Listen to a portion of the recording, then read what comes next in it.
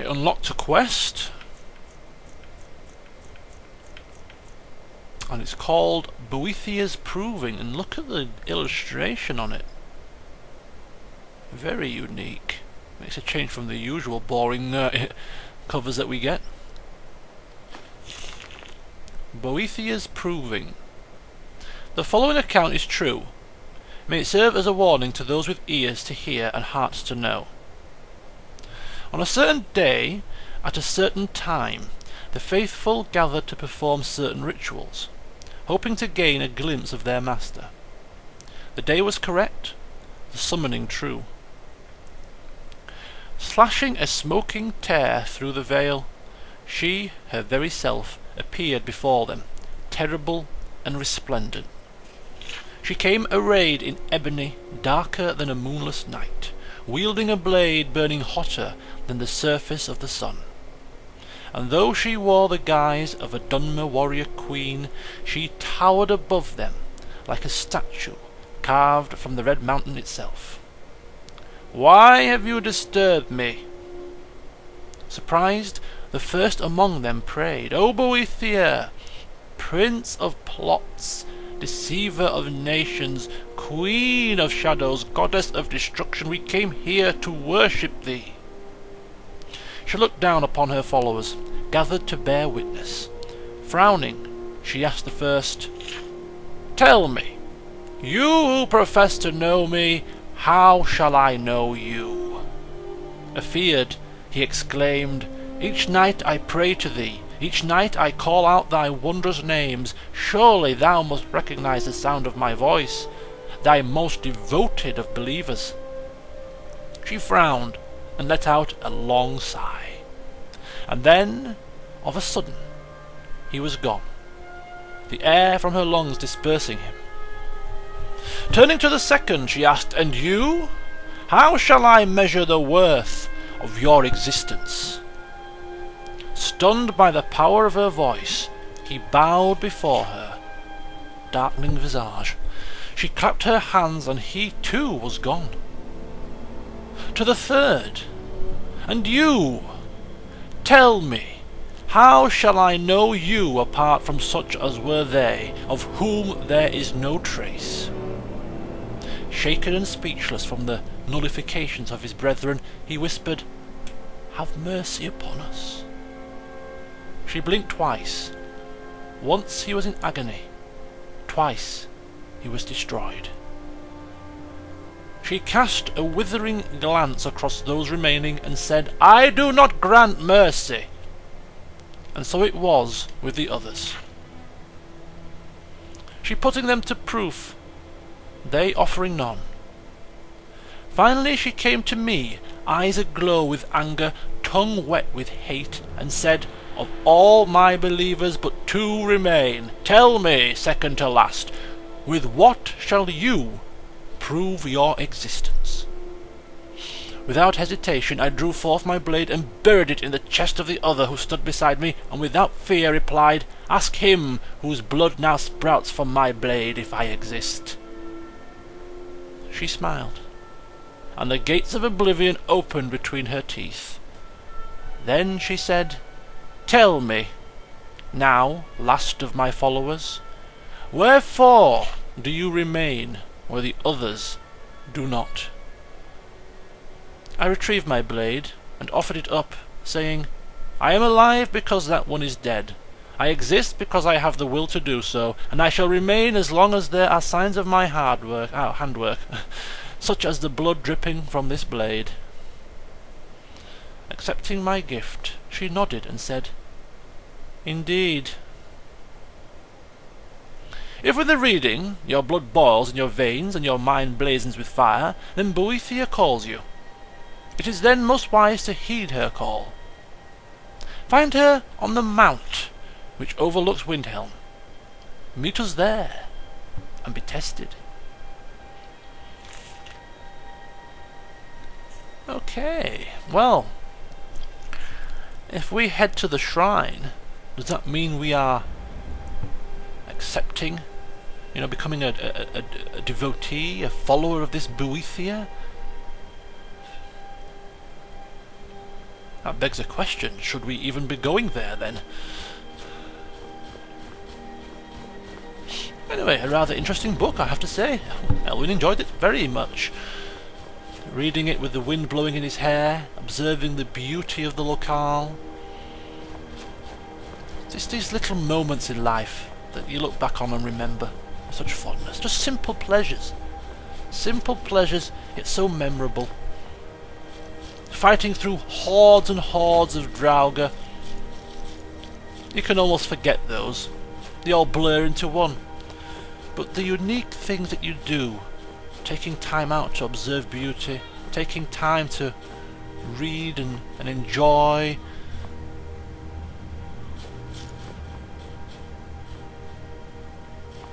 they set themselves apart from the norm. Anyway, we have a tower to find. Do we not? And it was somewhere over here, wasn't it? There it is. Just gotta find our way up. Is that a mammoth? Is it an alive mammoth, or is it dead? It looks like it's frozen into the side of the wall, like a statue.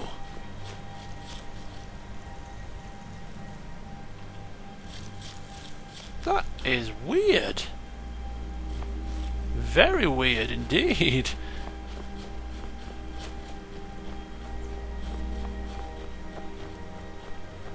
Okay, so we have a location here that seems to be very close. So we'll have a look at this first.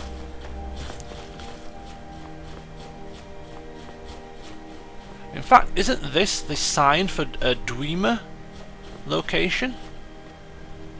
I think it is, you know. I think it is.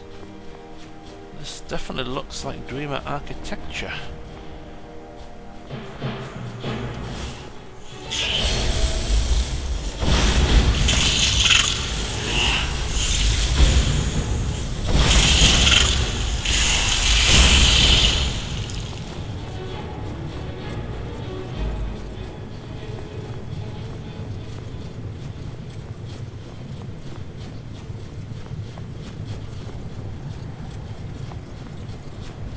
Oh, look at this! This is definitely somewhere we need to come.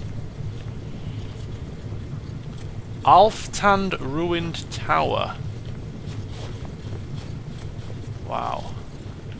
Apparently the entrance is up top.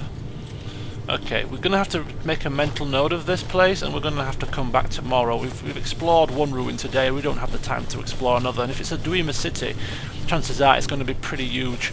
So we'll make a mental note of this, and we shall return. But I just want to check the tower out over there. If it's part of the same ruin, then fair enough, but...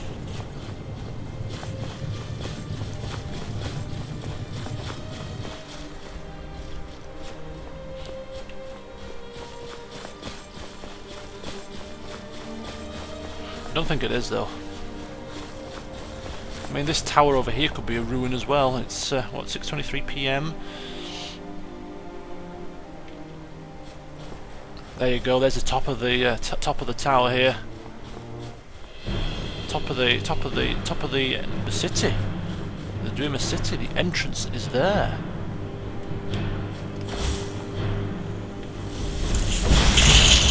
Go away, Ice Wraith. Hound me like a car salesman, and all I have come to do is browse. At my own leisure, I don't want you hassling me, telling me about this and that and God knows what else, trying to, you know, hard sell.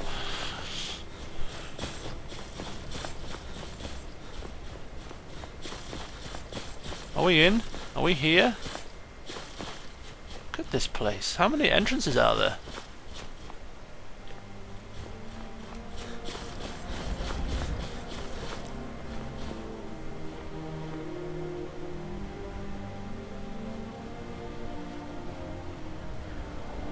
Wow. And then there's another map tag over there that I don't recognise. Look at that. What does that look like to you? It's not a cave marker. It's not a marker that I'm familiar with.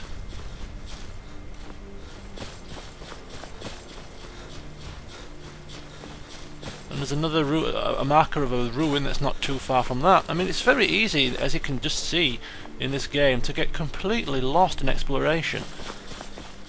Very easy indeed.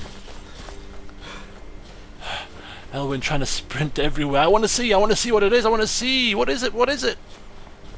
It's a cave or something, is it?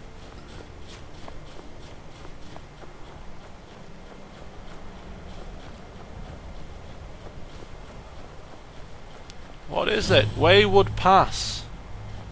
Discovered.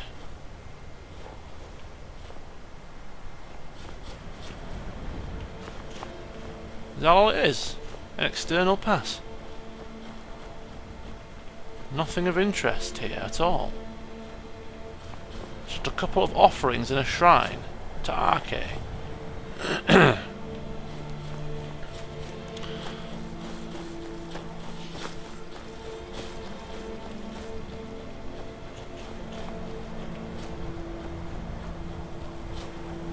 Okay, let's get to this tower.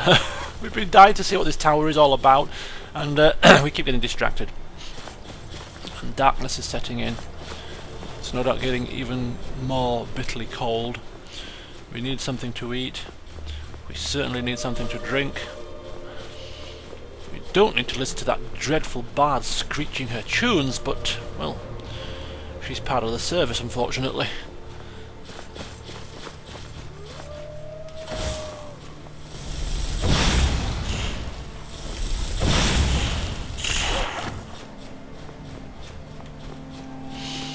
That was Mercurio, I think, because my firebolt went whizzing by.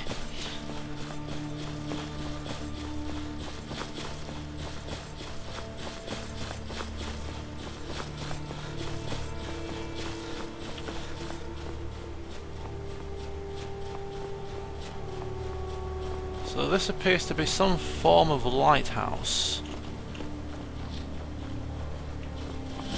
Frostflow lighthouse. A dead horse.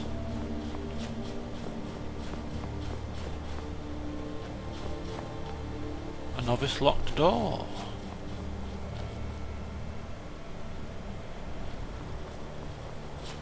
Now, is that the entrance to the lighthouse, or is that something else? There's a cave here. Should check it out. Okay, this is the entrance to the lighthouse. So what is this an entrance to? The back door?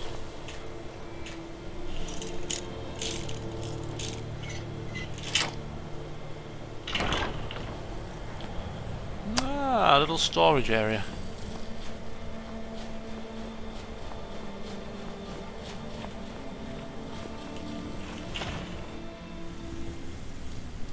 Wow. I was expecting to find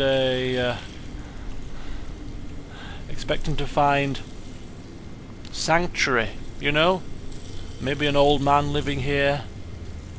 I've lived in this lighthouse for years. My family has turned the lights on for generations. But no, we find death and destruction. Find the source of the murders in Frostflow Lighthouse. Well, don't mind if I do. Source of the murders. Why is it pointing me outside?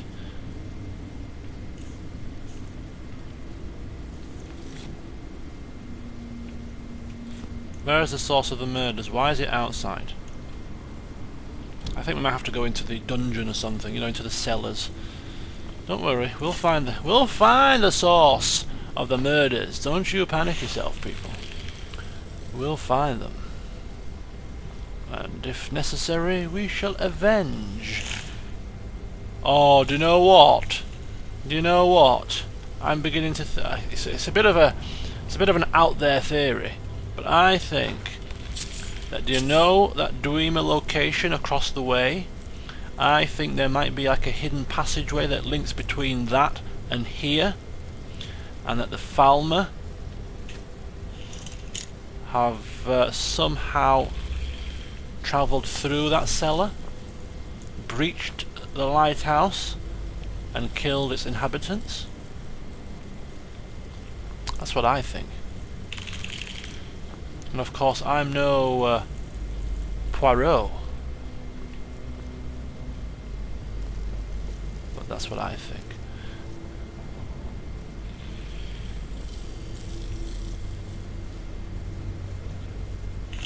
A couple of journals here. I'm going to take that. Just bear with us a second. I will read them in a moment.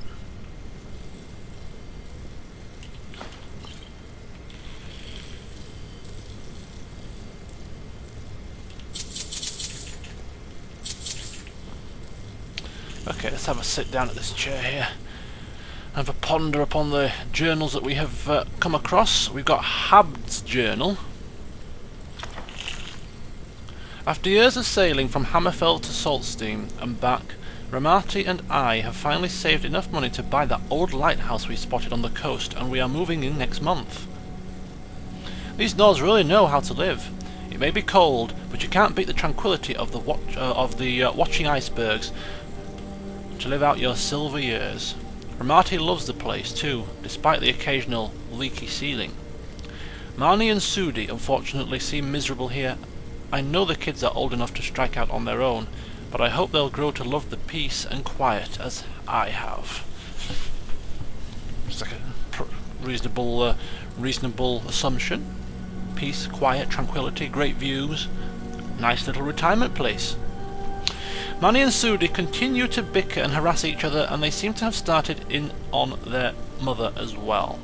Ramati keeps finding things missing from the cellar. Sudi said she heard a noise down there, but Marnie just thinks their mother is going mad from isolation. The very thought of it is ridiculous. She's always wanted to retire here. Sudi keeps saying that she hears scratching coming from the cellar at night. I think she's just trying to get her mother's goat, but I'd better head into town to get a few traps, just in case it's skeevers. Should only take a couple of days. I just hope these two are going to go easy on Ramati while I'm gone. And, yes. Gods, oh gods, why? I returned home to find my beautiful Ramati killed and this horrible bug-like creature ransacking our home. I managed to kill the damn thing. I think it might be a Daedra. I've never seen anything like it. Oh gods, poor Ramati. It must have come out the cellar. I'm going down there and locking the door behind me to make sure they don't escape. I don't know if I'll make it out, but I have to save my family. So it could well be my theory was correct. I'm going to read Ramati's journal. We finally did it. We bought the lighthouse. I thought Habd was just making idle promises all these years. What husband doesn't want to promise their wife the 2 moons from the sky? But I didn't think we'd actually manage to get it. Now if I could only find where we put everything. I can't find my favourite cooking pot, and it is slightly infuriating. Sudi and Manny seem unhappy, but they're still young and don't seem to understand that we just want to spend a few more years with them before they leave us to see the world. I know they think their father will live forever, but I see his age creeping into his eyes. He made me promise again that when he died I would put his bones in the lighthouse fire so he could look out over the ocean forever. Oh, those two get to me sometimes. I went to unpack some of our keepsakes from the trading ships we used to sail, but I can't find them. Sudi keeps saying she's hearing something in the basement at night, and Manny suggests it was skeevers. They know I hate skeevers, and I'm too scared to go down there at all. I'm glad I unpacked my favourite urn and put it safely on the mantel before those two started causing mischief. If they put a skeever in the basement, I swear it was no skeever. It was a rather despicable, nasty cowrus. Where's that urn she was talking about? What significance does it have? Sudi's journal. I hate it here. Why did we have to move to Skyrim anyway? I miss the big port cities. There was always something to do and new people around, or even being cabin girl on one ship we used to sail on would be better than this. Manny says we should run away, but I can't leave Mother and Father alone out here. What to do? We've been here for 2 months now and there is nothing to do. From the top of the lighthouse we can see all the way to the college at Winterhold, but Father says that magic is for Daedra worshippers. The only interesting thing to have happened lately is that Mother snapped at us at dinner and accused us of stealing things out of the cellar. I did hear scratching down there the other night, but I thought it was just Father cleaning fish. I caught Manny in the cellar a couple of days ago, going through some of the barrels and crates. At first I thought it was him all along making those scratches to play a trick on me, but I heard them again last night and Manny was in bed. Father finally said he would go get some traps and poison from town in case it's skeevers.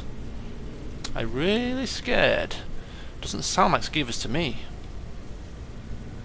Manny won't listen. He thinks I'm just making up the noises and keeps sneaking into the cellar. Oh, why? He's so stupid sometimes. I don't know why he keeps going down there, but I found the cellar key he copied and hid it in Mother's favourite keepsake, so he won't find it. The scratching is getting louder. Yeah, we need to find that urn.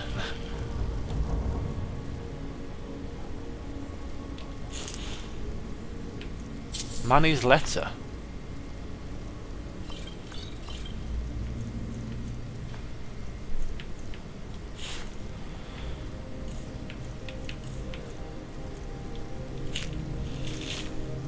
Sudi, I know you've been making up that stuff about the noises in the basement to try to get me to stay, but I'm only waiting till Father gets home so you and Mother are safe. You could always come meet up with me before I head back to Hammerfell. Take care of yourself, little sister. Manny. Looks like Manny's done a runner. Now, where's that? Oh, wait a minute.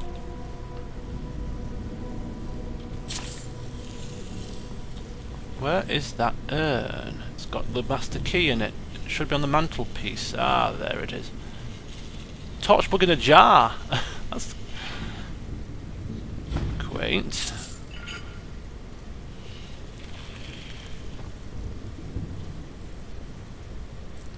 So we have the cellar key.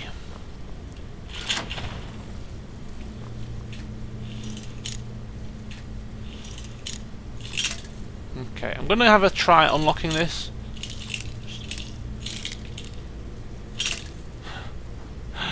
Just a short, quick try, because you know I can't stand it. Oof, close. Oh, so close. Yet so far.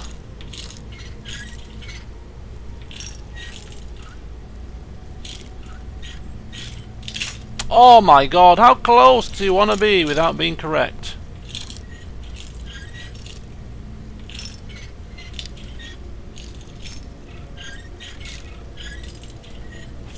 Flaming Nora. I'm literally, it must be a millimetre away. Millimetre.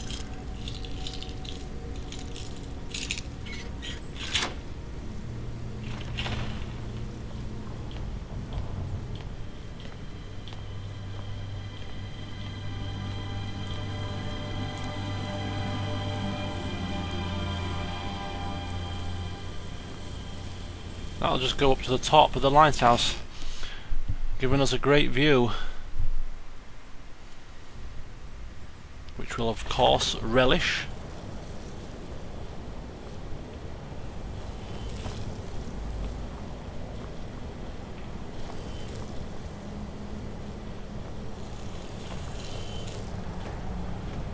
Ah, there's the light. Right.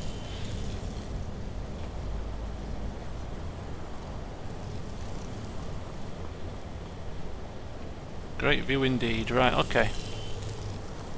Oh, wait a minute. A chest requires a key. Oh, we need to find a key. We need to find a key to open this chest. Okay. Oh, okay. If we happen to come across the body of the father, what's he called? Habda, and he has a key on him, we know where to come to get the goodies.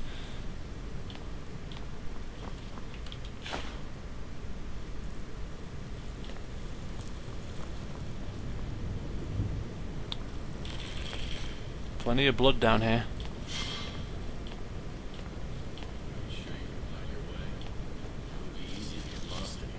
Kaurus.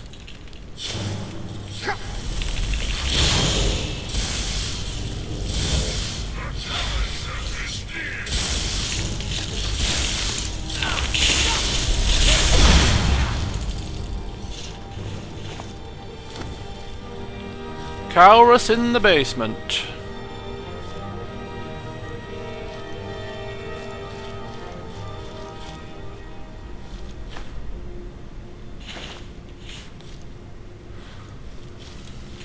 Oh, damn it. Damn it!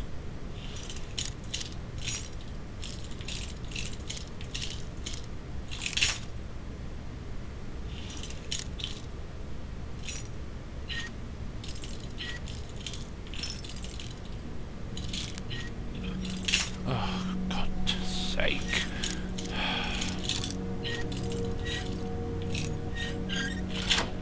It's in the depth lock! Come on, get a grip! Stupid thing! Oh, Kaurus eggs.